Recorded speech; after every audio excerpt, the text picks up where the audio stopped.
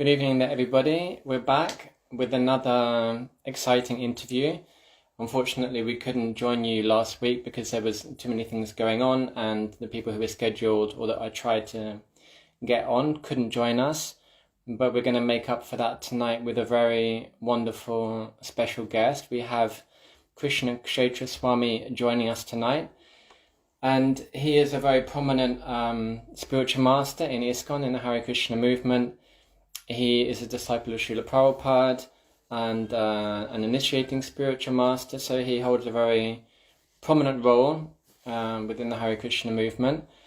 I've known him loosely for 20 years or so and heard him give various classes, and I love his music. He sings beautifully, does wonderful kirtans, and he's been kind enough to join us tonight, or he will join us in a few minutes. I just started the presentation slightly early so that I could give a little introduction to him. I should be able to see you in a second, but I don't see you yet. I see 3 devotees, but I don't see you. So if you're just here, then I should be able to add you. This usually begins with a few technical difficulties, the interview. So also Maharaj, here he is. I'll just add him and then continue to introduce him. So he should be joining us in just a couple of seconds. I was also fortunate enough to be with Maharaj when he came to New Vajradam in Hungary, and to serve him there. Oh, Maharaj, I was able to add you. Okay. How's that? Wonderful. Here you are, Maharaj. Thank you for joining us. Hare Krishna. Thank you for having me. Usually these things begin with a slightly edgy anxiety over whether the technicalities will work, and tonight was no exception. But thank you so much for taking your time and being here with us. It's very nice to see you again. And good to see you. Last time was in Hungary, wasn't it? Well, we briefly saw each other at Bhaktivedanta Manor. I think around a year and a half ago, something like that. I think you came to give a class. But the most time that we've spent together was in Hungary. Yeah. I was just introducing you, Maharaj, and you're such a special guest that if I could just say a couple more sentences. So, please. So people who don't know you, they'll just realize, what the situation is. So I was saying a few things, and also Maharaj was in New Vajradam in Hungary a few years ago. I'm not sure exactly how many. And you were writing your book, Cow Care in Hindu Animal Ethics. And I was serving you, or trying not to get in the way to some degree whilst you were there. And it was really lovely to have your association and to talk about a few different topics and get your insights. And so Maharaj has kindly agreed to join us tonight. And many of the topics that we're covering are to do with agriculture, are to do with sustainability, are to do with ecology. And we're very happy that various people in our local community here in Ashford in Kent, who are local producers, local business owners, local people trying to make a difference and to do something ecological and live in a more sustainable way, are listening to these presentations, whether here live on Instagram or later on YouTube. And Maharaj has written this wonderful book, which is all about cow care and the Vedic conception of it, or how it works. So we'd like to pick his brains in the nicest way possible tonight, and to get his insights into what that actually means. So Maharaj, maybe we can start, and I can just ask you, why is it that cows are so important according to the Vedas? For us, for a Western mind, we would think, a cow is just like any other animal. So why does it hold a special role in the Vedas? Yeah, it's a good question, for which you can say that's the answer is my book. It's a whole book of explanation. Maybe I should do a little promotion here. I have a copy of it here, so I can show what it looks like. Published by an academic press, but it's open access, which is meaning that anyone can download the digital copy free of charge. Why are cows special? One way of understanding is in terms of benefits to ourselves, because as the way our minds work, as human beings work, we always want to see what's the benefit for me, right? And what's the benefit for us?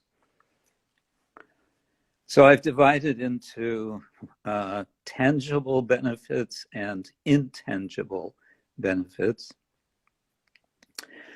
And the tangible benefits, we're all familiar with cow milk. People are less aware that the two other items that come from the cow, and when I say cow, I mean also the male, the bull or the ox, are the dung and the urine. And something they've known in India since who knows when, since millennia, it seems, is just how beneficial cow dung and cow urine are. They're good for the health of the soil of the earth. They're extremely good for the health of the soil. So they function as nutrition for the soil. And they have medicinal value. The ancient Indian system of medicine called Ayurveda, which means literally the knowledge of life duration, how to make the best of our life duration. So there's a lot in there about benefits of cow dung and cow urine. And there are other we can say practical uses of both of these. They're used in cleaning in Indian villages. They're used, cow dung in particular is especially valued as fuel and as a purifier. Mud walls and mud floors are made fresh and pure by smearing them with a mixture of cow dung and water, and this is done regularly in every village. And it gives such a nice atmosphere if you visit such villages, you'll feel there's something quite special about the atmosphere, and much of it is that. Fuel also, cow dung is important. And then there are intangible benefits, and the intangible benefits are a bit difficult for us in the West to appreciate because they're intangible. We don't see them. We like to, we want to see physical results, or we want to see financial benefits and so on. But simply to have cows, to be in the presence of cows, It's understood again in India that if you want to be peaceful, if you're having some emotional disturbance, then cows are ideal to just be around.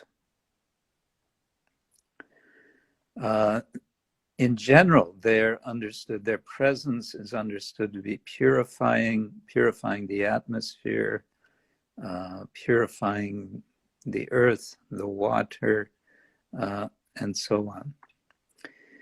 Now, so we can get a little sense of their value from that, but there's another dimension which is also difficult for Westerners to appreciate.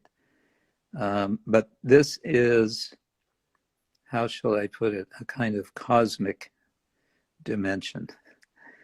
Cows produce milk. Of course, animals also, other animals produce milk, but cow milk in particular is favored.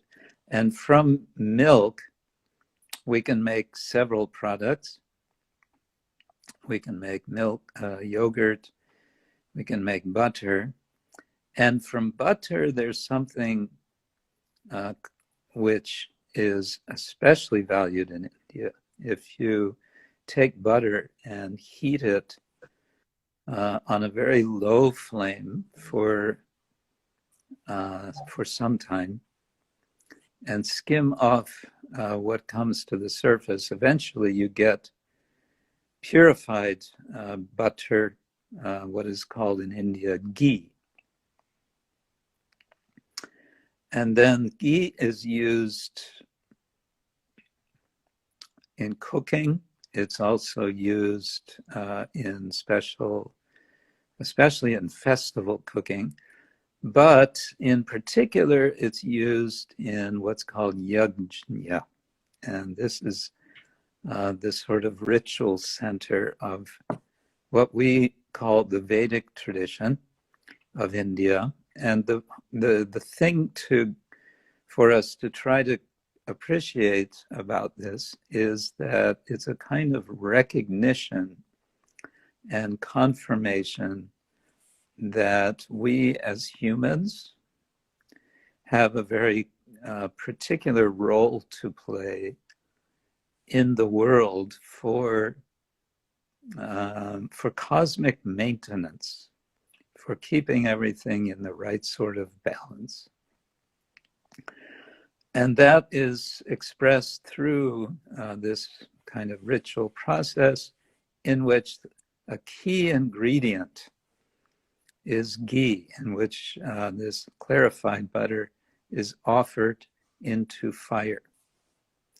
And looking at this from the outside, it just looks like, it's a ritual. Mantras are chanted, invocations. This liquid ghee will be poured into the fire. And what do you see? You see these material things. But what we don't see is how a certain cosmic order, if you like, is being affirmed. And to make it all work, one has to keep cows. And keeping cows doesn't just mean keeping them as we see in the modern industrial agriculture world, that for the dairy farms, they'll keep the cows as long as the cows are giving milk, and then when they're giving less milk, they will send them for slaughter. No, that doesn't work. And why it doesn't work? Because it turns out that cows are extremely sensitive beings. They're very conscious. And those who have cows, who live with cows, where the idea is to keep them lifelong, not killing them, letting them live their natural lives, The cows seem to know it. They seem to know I'm safe.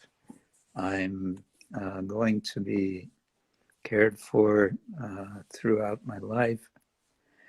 And so they are peaceful, and because they're peaceful, the milk they give, and from that, the butter and then the ghee is of a quality which can't be matched by any artificial means. Now, there's another, we're still on the question, what's so special about cows? Here I want to refer to Mahatma Gandhi, who is well known for his campaign for liberating India from British rule in the first half of the 20th century. What's less known is that he was a very big champion of, well, animal protection in general, that is, to not unnecessarily kill animals, and in particular of cows.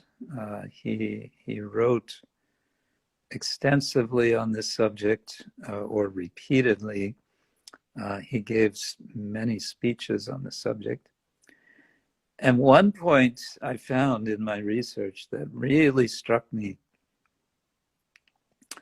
and that was that human beings, through their care of cows, develop or establish a proper relationship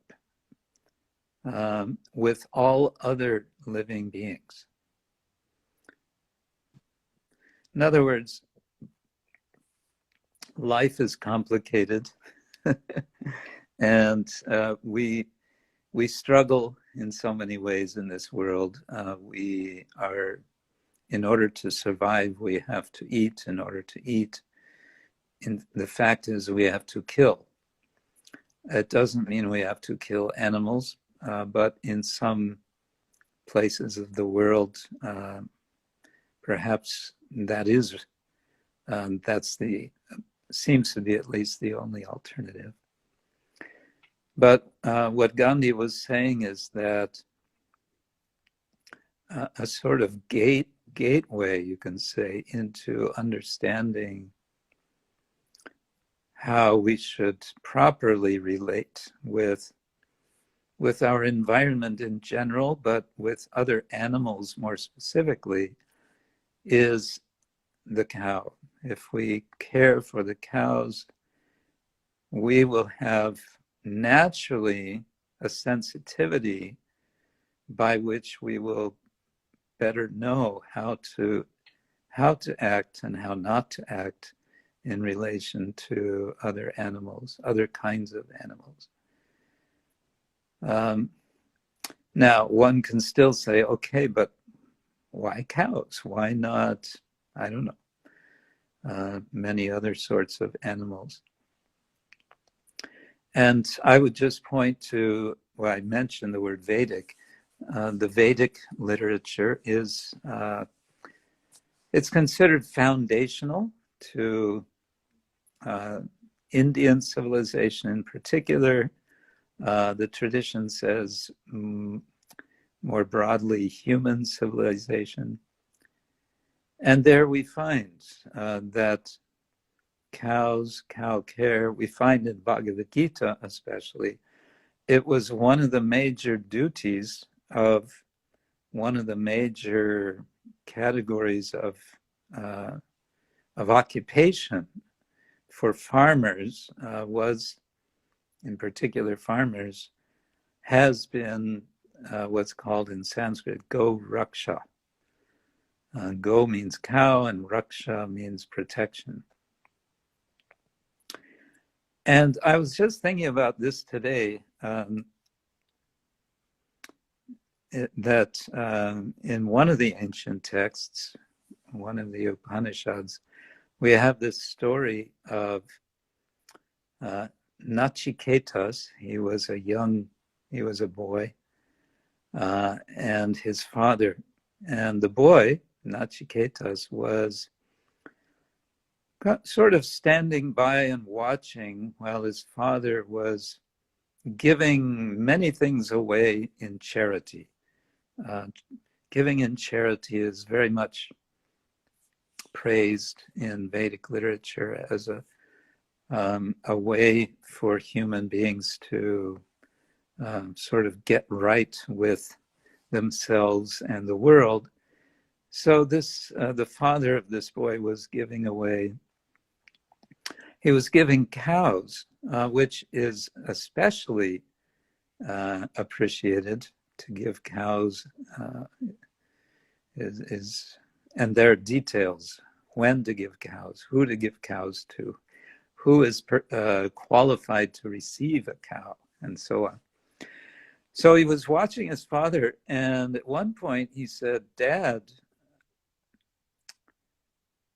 why are you giving away these old cows?"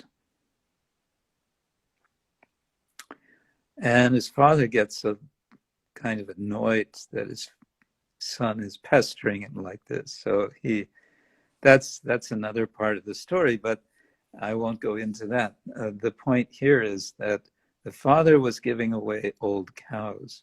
So what that means is that old cows were not killed.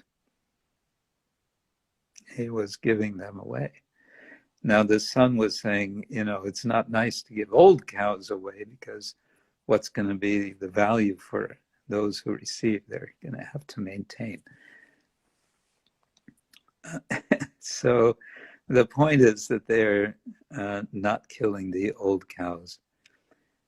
And so there's a sense that cows are valuable throughout their lives, not necessarily economically valuable, but in the wider, broader sense, they're valuable for human culture, human civilization, for getting the right balance with ourselves, with each other, with the world around us.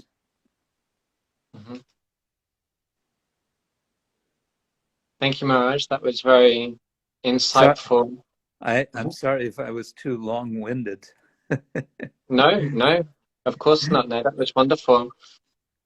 So many things were coming to my mind when you were saying that it's obviously a massive topic that you've explored in your book.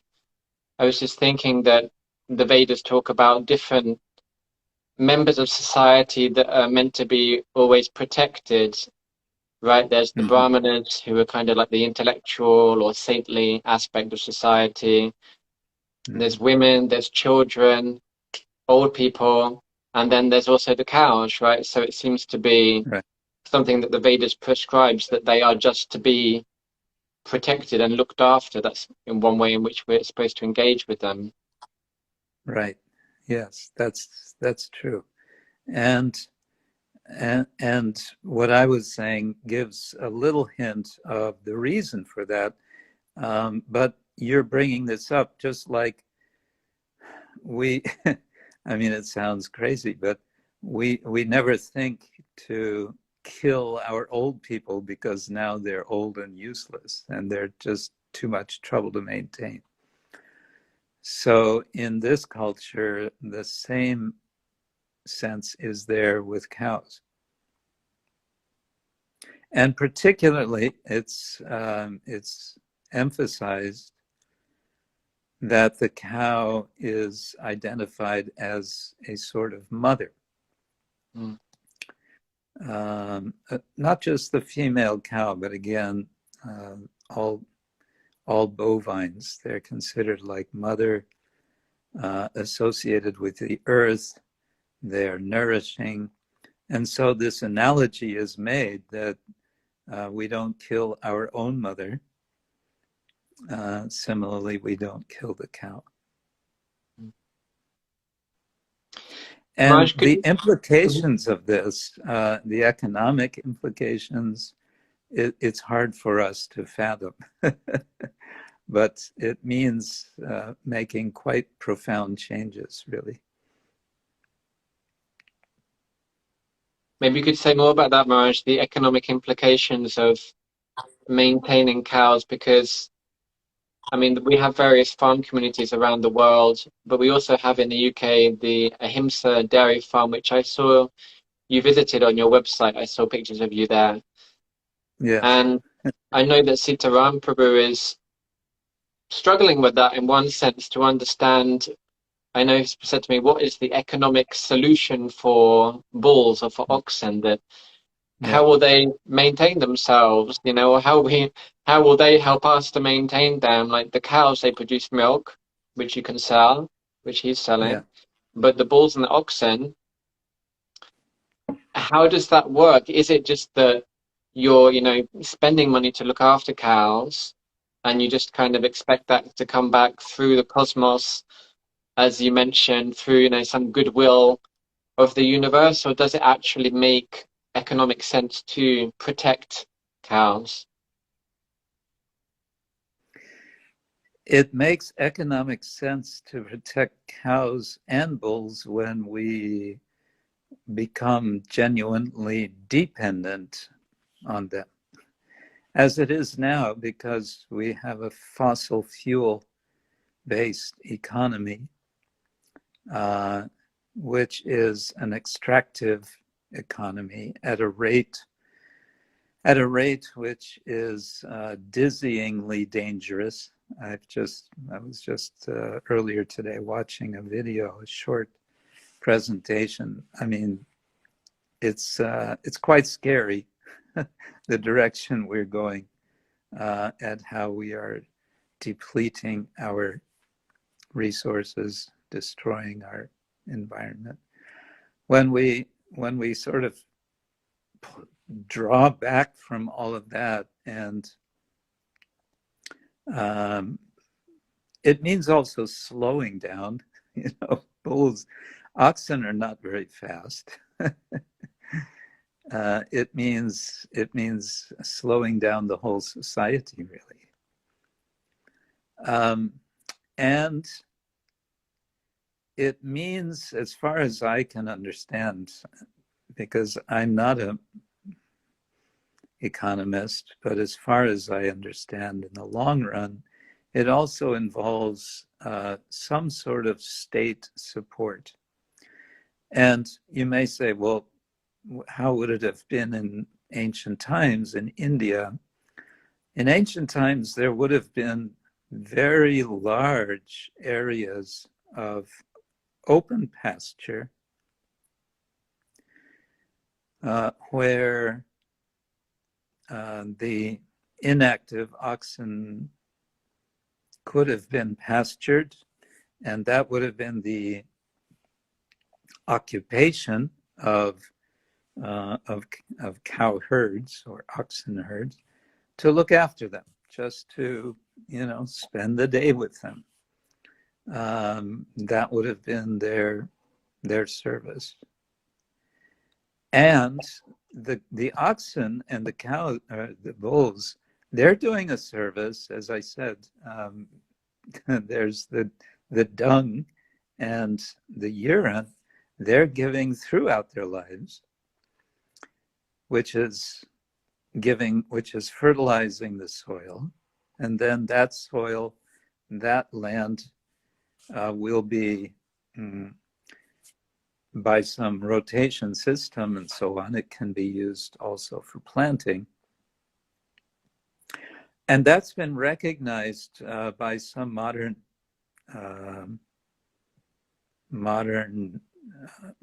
scholars, people who are studying agriculturalists.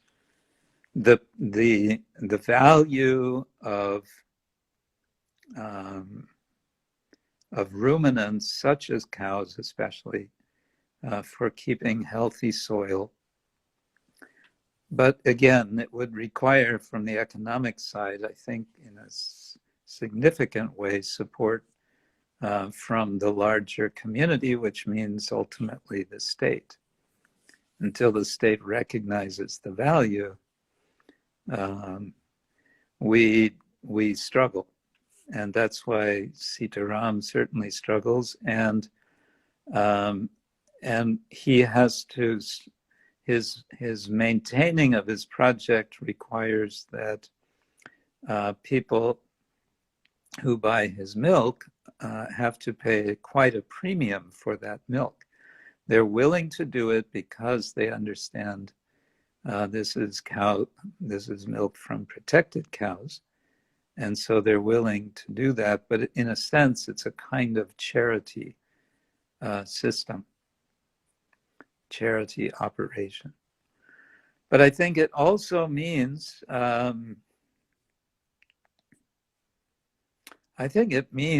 reduction, sort of overall, in the number of cows that would be populating a particular land.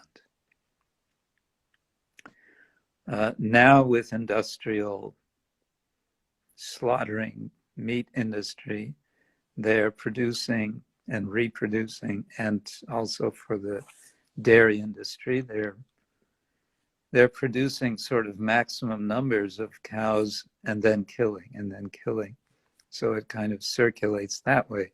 The whole system of, with the lifespan, giving the lifespan of a cow being 16 to 20 years, rather than, 3, 4, 5 years, means, and the practically immediate killing of the bulls, it means there's going to have to be a major adjustment. There's a lot of talk about, I haven't seen much actually doing. I know in New Vrajadam, they're constructing now a large hall where they're going to be having bulls or oxen engaged in energy production. That sort of thing, I think, needs to be developed. Certainly that's an area where engineers could get involved in developing really good oxen-driven machinery to maximize the translation of that energy into different functions. Thank you, Maharaj. I was also just thinking that, is it not that oxen, they also, traditionally, they would be plowing the land, And plowing the land, of course. for grain production. Yes, I didn't mention that. That's maybe the more obvious thing.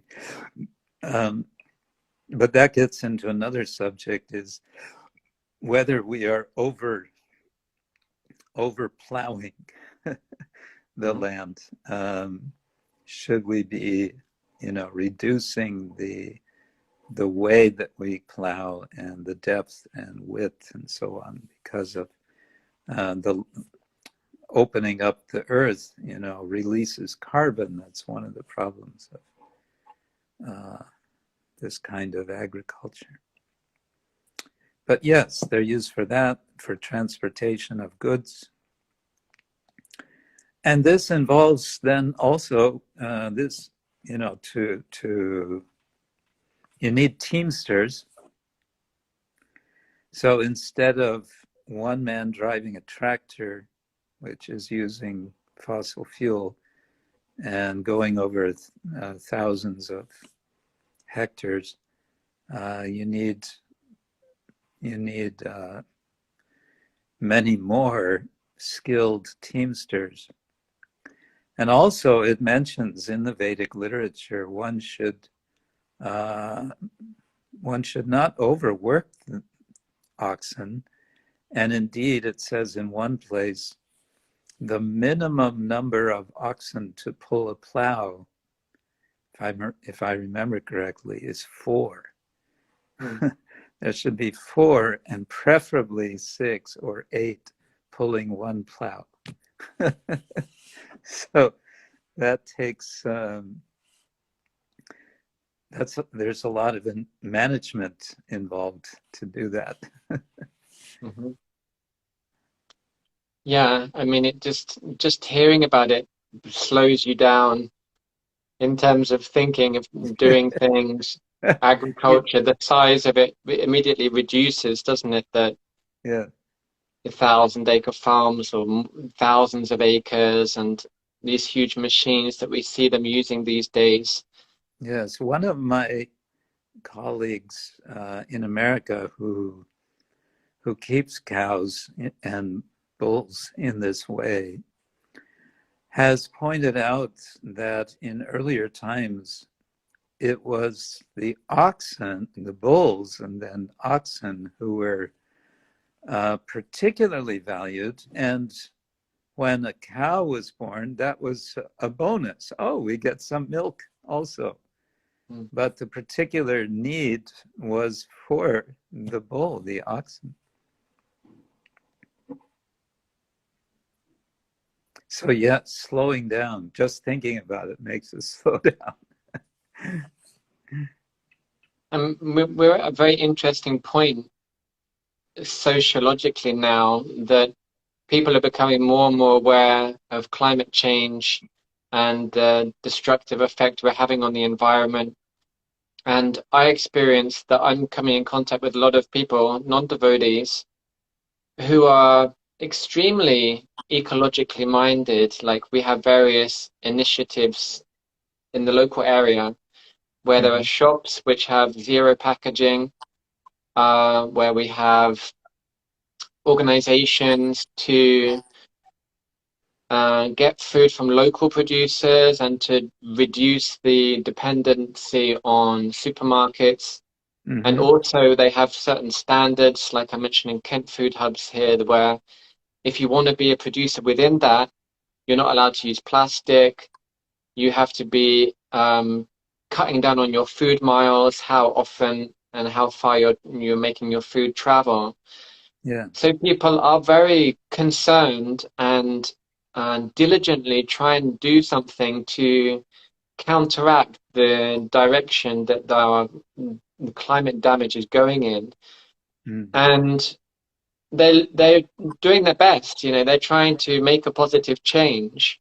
Yeah. And I think this knowledge from the Vedas is definitely something that could really help them to go further and to provide certain solutions to problems that we don't necessarily know the answers to. So what Yeah. advice would you have for somebody who wants to live in a more environmentally friendly way? Well, how can the Vedas or any knowledge about cows or agriculture or Krishna consciousness in general help people who want to do something good for the planet and live in a way with the least ecological footprint or carbon footprint? What advice would you give, Maharaj?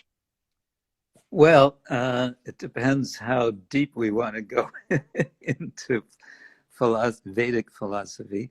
Um, the thing is, I mentioned before, as starting from the sort of harsh reality of biological violence, that we as biological beings are consuming other biological beings. And to, I think a first step is to recognize that and to reflect deeply on the implications of that. So, what are the implications? Well, one implication that we understand from the Vedic tradition is that we are implicated. Implicated means that no matter how much goodwill we have and good intentions we have, there's something called karma, which literally just means action, but has the implied meaning that with every action there is reaction. And the reaction comes in any number of ways that we cannot see. In other words, it's a universe in which, um, along with the laws of nature, what we call laws of nature, like gravity and the various energies, There's also moral law, and that comes particularly or is expressed in terms of what we call karma. And this is a problem. It's a problem for ourselves in the sense that, as we understand from the Bhagavad Gita, this is one of many lives that we go through. In fact, any number of lives that we are without beginning, in fact, and without end. And we're taking on these different bodies. And which sort of body we get is determined, practically speaking, by our action in a previous life. And for some people, that sounds great. They say, oh, okay, so when this life's over, I get another body. Yes, you get another body, but what sort of body? This has to be thought about. It could be that one gets a very miserable condition of life.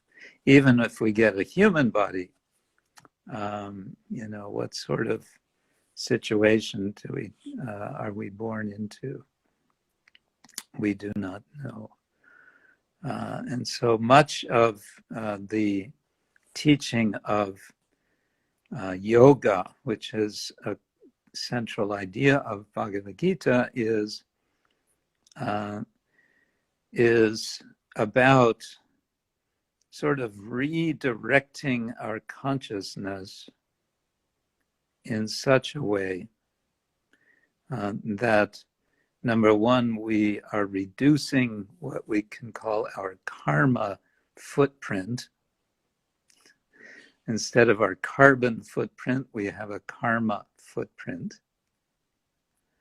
So reducing the karma footprint, but again, we cannot, just like we can't jump out of our shadow, we can't get away from our shadow. We cannot get away from our karma except by a process of yoga, and specifically Bhakti Yoga. And your whole project is called the Bhakti Project because this is what you are about. And in this understanding, it comes back to thinking about what we eat and thinking about the whole process of sourcing what we eat and then going even a step further than how we generally think about food. We think about the source, how it's grown and so on, and how it's comes to our table, as we say. But the bhakti component, which can facilitate reducing and ultimately eliminating the karma footprint, is to also become aware of what is our mentality in preparing that food, growing it and harvesting it and cooking it, and then thinking about, okay, now it's all ready for me to eat. No, it's not ready for me to eat. First, I'm going to offer it as a gift, as a gesture of gratitude to God. And if I can do this with some devotion, and that's the word bhakti is the Sanskrit for devotion. If I can do that, if I can make such an offering with devotion, Krishna says in the Gita, he says, even if you only offer me some fruit, you just pick an apple from the tree, and if you offer that to me with devotion, I will accept it. And if God, whom we understand from our tradition, we call Krishna, the all-attractive one, If he accepts our offering, we are freed from any karma implication. And there's a bonus because Krishna is very kindly allowing us then to take the remnants of that food. He doesn't, it doesn't sort of disappear into a black hole. There are stories, sometimes it does disappear. But generally, Krishna is very kind. He leaves it for us. After he is enjoyed, he leaves. We take what we call the remnants, the prasad, and that not only is the karma footprint zero, but the bhakti, footprint, maybe, it goes up. We gain in devotion. We are rewarded by greater feeling of a greater understanding, I would say, also of our position within this whole universe, within the environmental situation. And then that's going to lead naturally to making right decisions on the practical level of what to do, what not to do for the environment in the best possible way.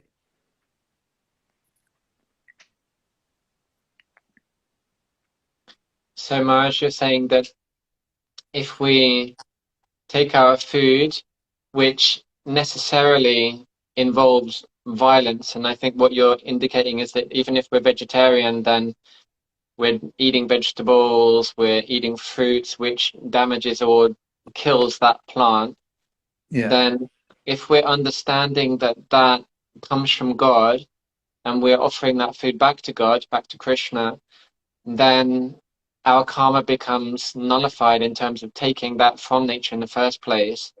And then that will help us to think more clearly and be able to deal with other issues like the environmental issues. Exactly. Yeah, exactly. We'll be able to think more clearly. Because, and thinking clearly, we'll understand more clearly. What we understand is how small we are in this whole cosmic situation. That makes us humble. And when we're a little humble, then we're more willing and able to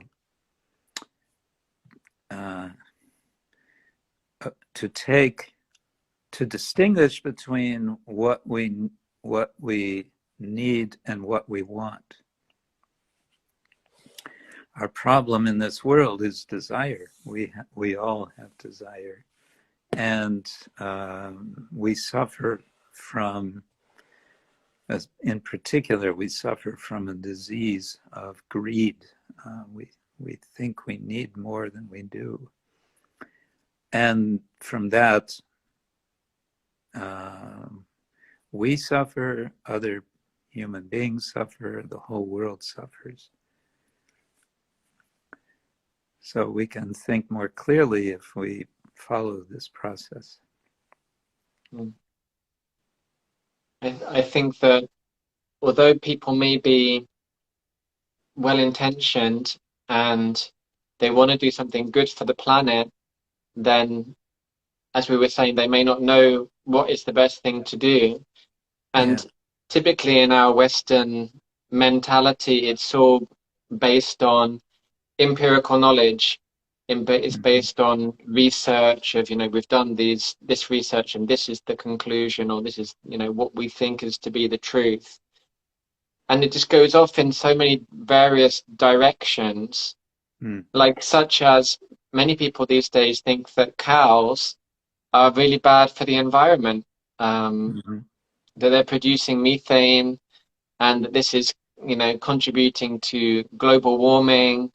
So that's one reason also, I think, why so many people are becoming vegans. I don't know what the situation is over in Poland, but here in the UK, Yeah, it's like skyrocketing, this veganism. yeah, And people think that cows are a problem in terms of yeah.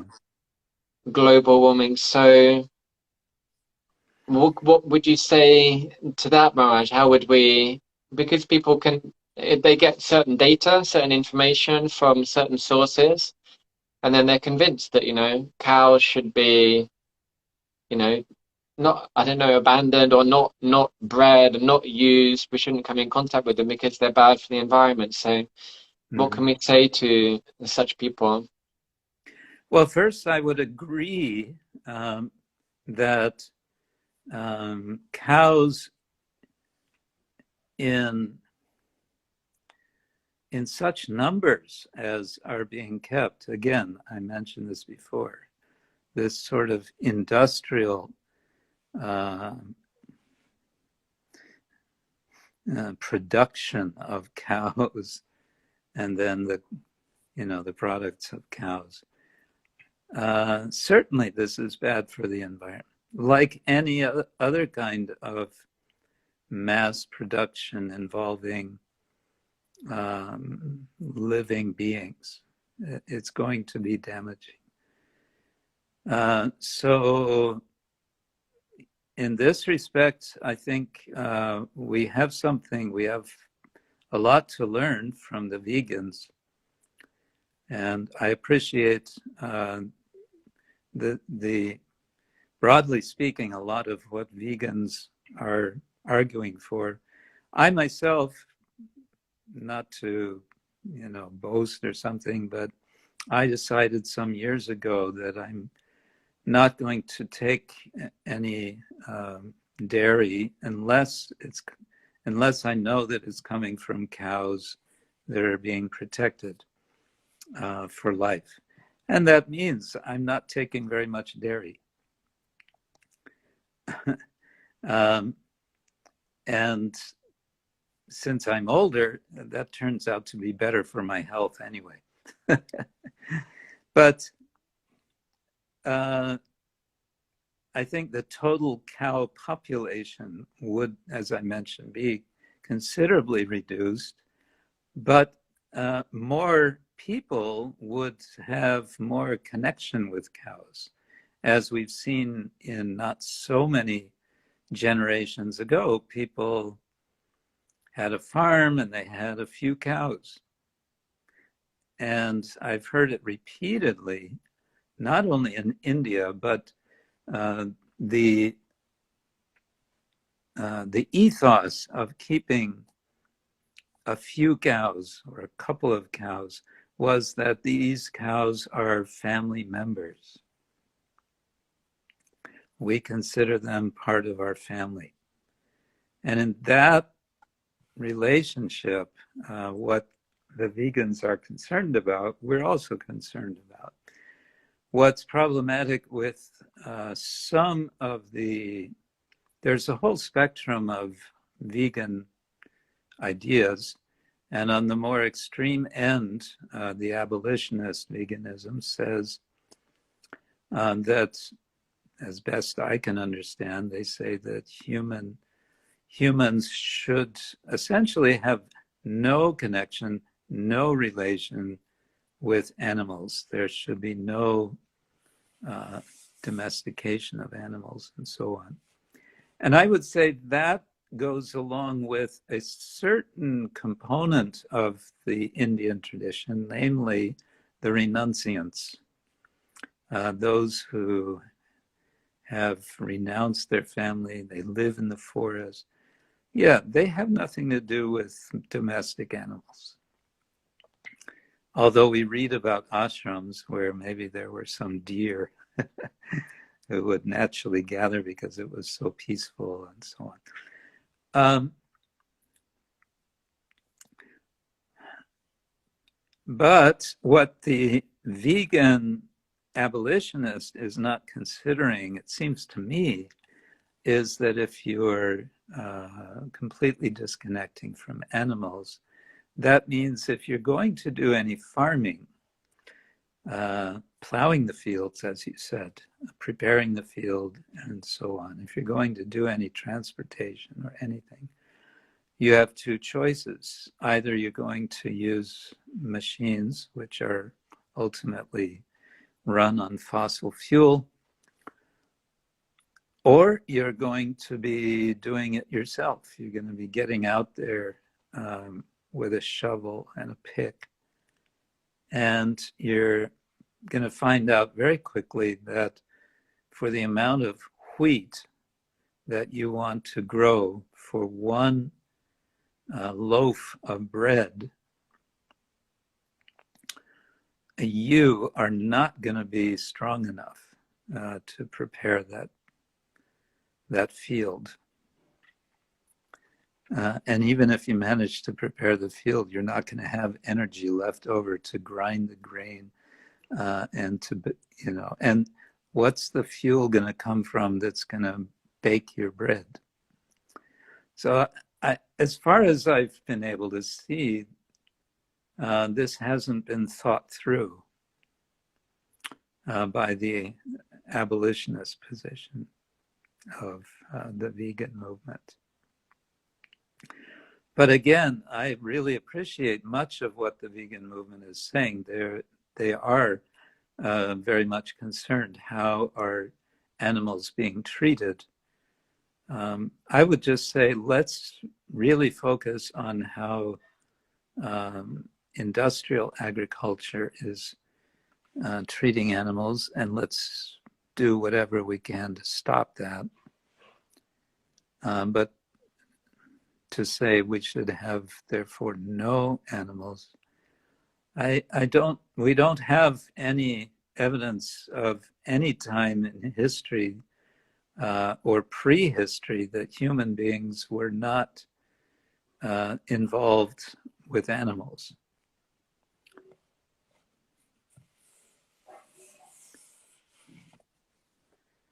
And I don't know how that would work in practical terms. How human beings we're very dependent beings. The other choice is to become hunter-gatherers. But that means hunting, and that means killing. So, what do you do? Yeah. I was just speaking to one lady recently, Kate from the Kent Food Hubs, and we were discussing about how to develop food security here in Kent amongst various producers, or just kind of throwing up some ideas. And she was saying how one shop in Folkestone called Restock, where they only sell things without packaging. It's like they have dal in a jar. You come in and bring your own package, your own bowl or whatever, and you take it away. She was saying how the washing up liquid there is manufactured, I think, in the next house, and you come and you take it. And she said, actually, even when they transport things for that washing up liquid, it's done with electric vehicles. And I said,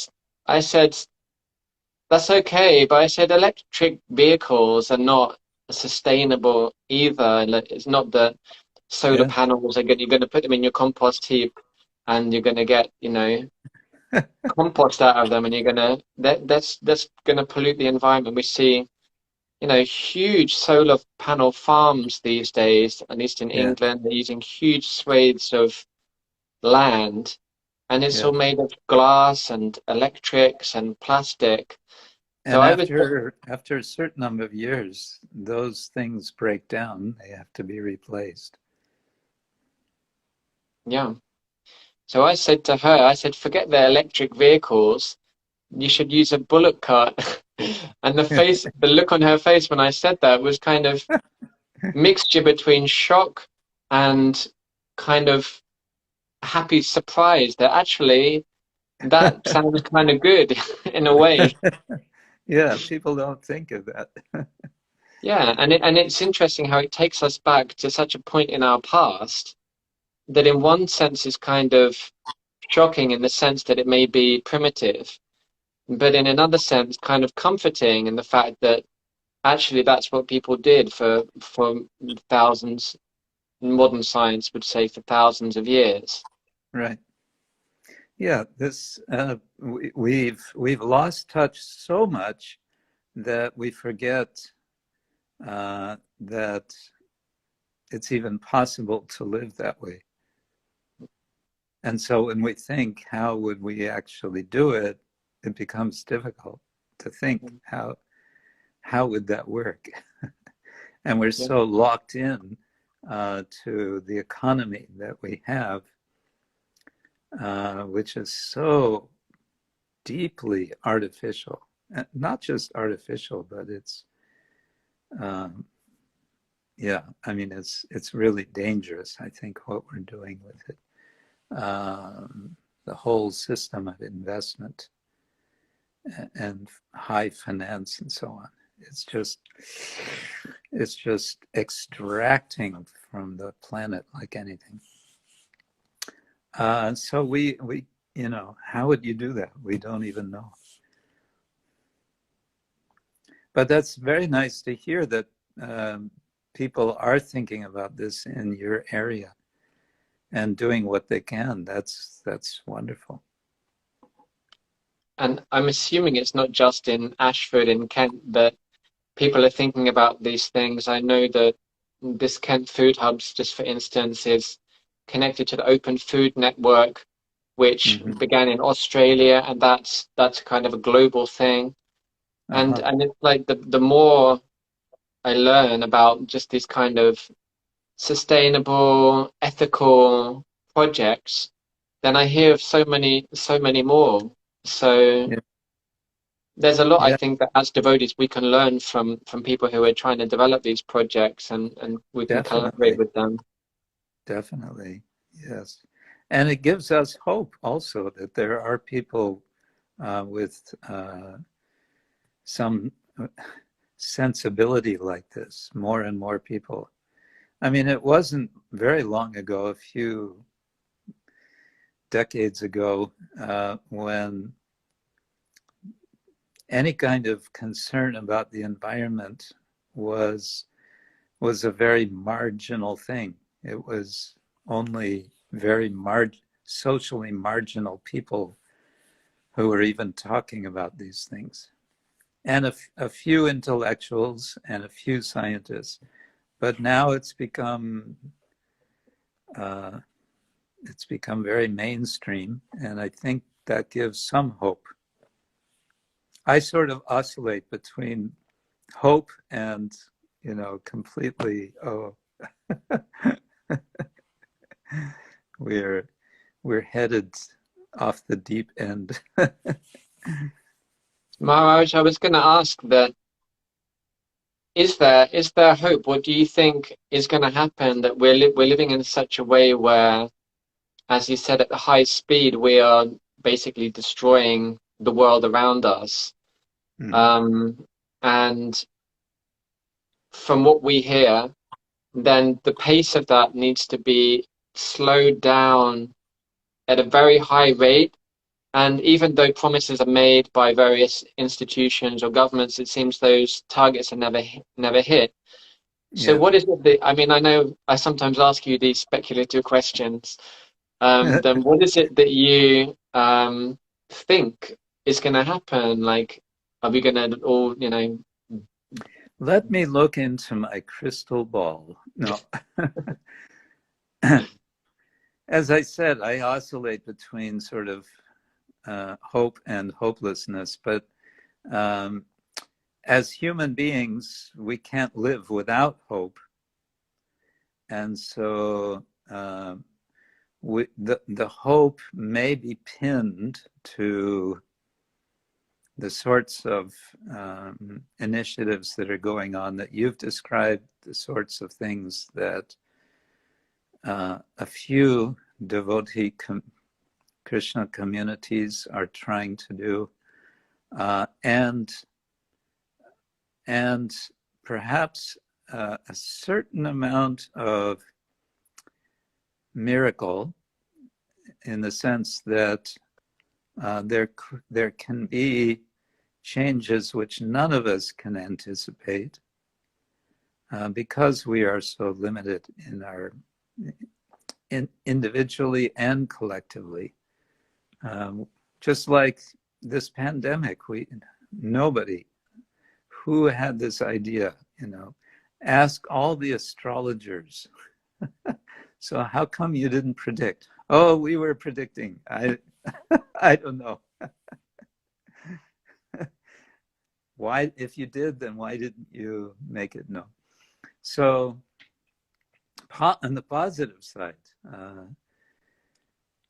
miracles are possible, but we don't wait for miracle to happen. We don't just sort of wait for some magic to happen. We use all the intelligence we can. We speak as much as we can about what we understand needs to be done.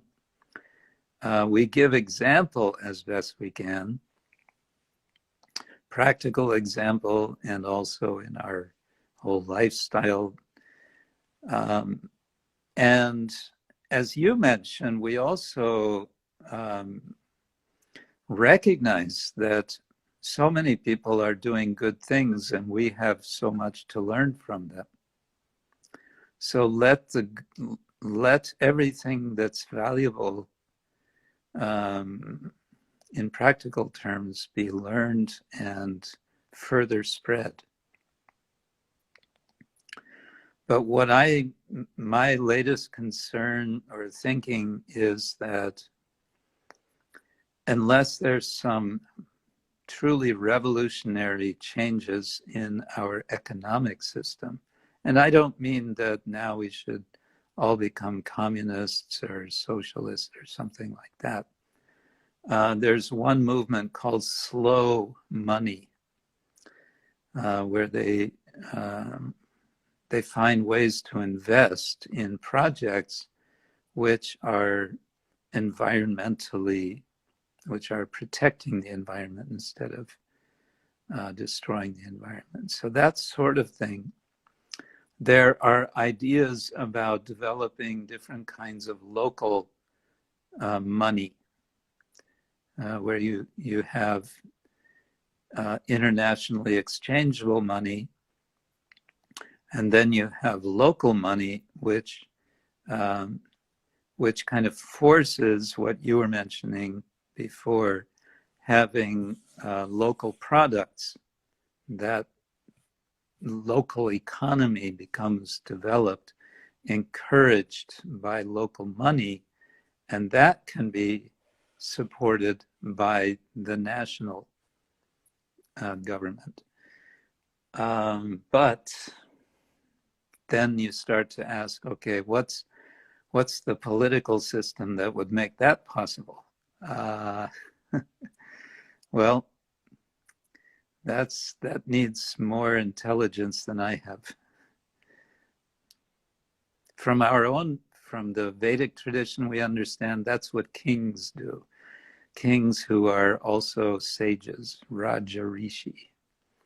Where do we find such leaders?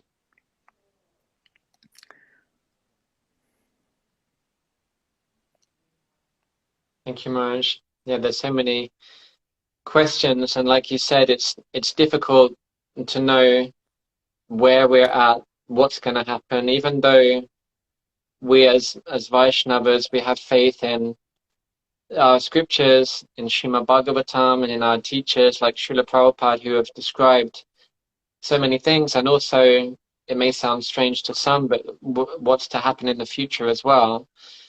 But maybe not all of the details are explained, like 2021 to 2025, and there's not a chapter necessarily about that. So I guess we'll have to just wait and see and do our best in the meantime. Maharaj, thank you so much for being with us. I don't want to take the whole night of yours. I know it's 1 hour later there with you in Poland. And I'm Well, extremely it's honored. been my pleasure. I hope sometime I can come visit your project.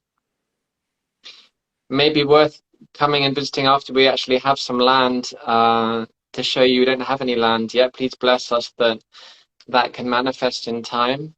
Yeah. I like the slow money investment idea. I'll check that out. Yes, do look for that. That's interesting. Well, yes, all the best for your project, and I'll be interested to hear as it develops. Thank you, Maharaj. Thank you so much for your time. And anybody out there who's seeing this interview, please check out Maharaj's book, Cow Care in Hindu Animal Ethics. And he was explaining that it's free source, so you can actually download the e-version online for free. But I'm assuming that you can get a hard copy that you can purchase. Is that Yeah, right, Maharaj? yes, of course. And to find where to get the book, either to order as a hard copy or to download free, just search the title on Google and it'll come up.